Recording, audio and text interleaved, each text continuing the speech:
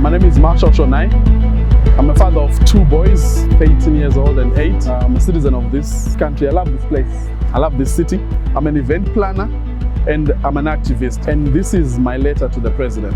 Today I want to talk about a number of issues that are close to my heart. Nyaya dzino bata moyo wangu. That I wish that the president of this nation would maybe by chance pay attention to if he ever gets to listen to this. First off, I want to talk about education, the education system in this country. And I think education is an obvious place to start for me because I feel our education has really gone to waste. For starters, our teachers, they're not taken care of. The teachers, we're always hearing every day that the teacher union representatives that have been arrested, they're always in the courts when they're supposed to be in the classroom. And the quality of education was really gone down.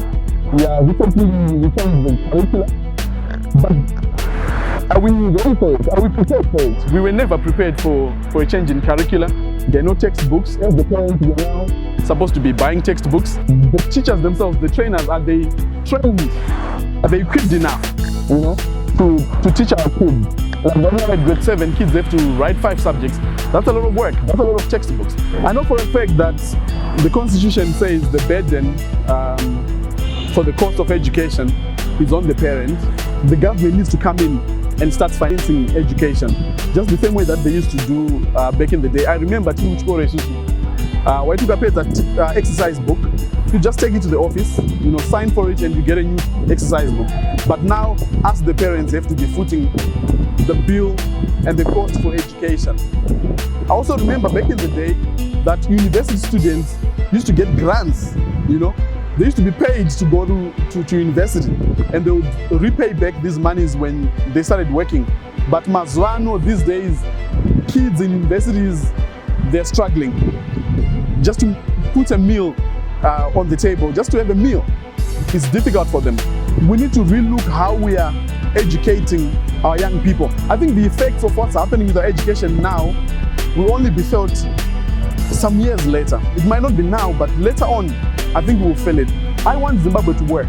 Listen, Zimbabwe is endowed with so many natural resources. We have so many minerals. We have all these resources, but we are amongst one of the, some of the poorest countries in the world.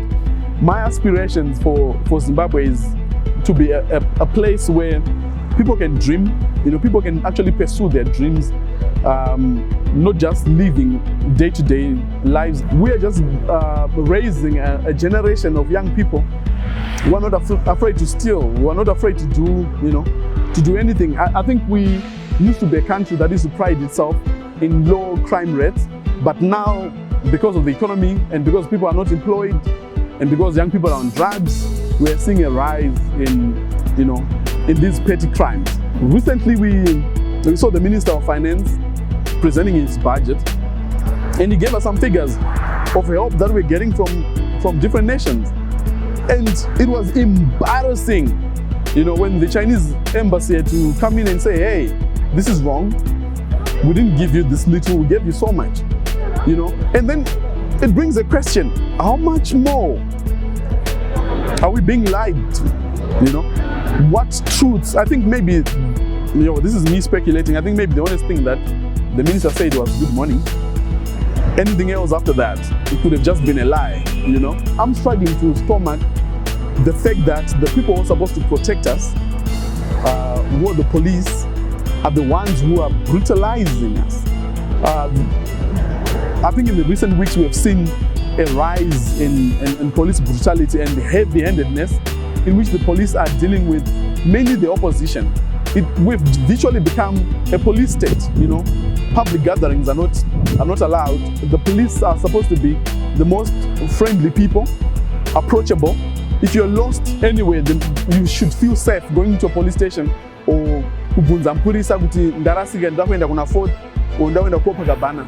But we've seen, and I've been a witness to it, Actually hearing Mapuris are saying, so it seems like it's something that they enjoy, and because no one has been arrested, no one has been brought to book for it, it seems like it's something that is permissible, something that is an order that's given to the police to beat people. I aspire that we become a constitutional democracy, a place where there's rule of law, where the rights of people are respected. A country that works, come on, a country that has electricity, a country that has water, a country that has basic things working, public transport,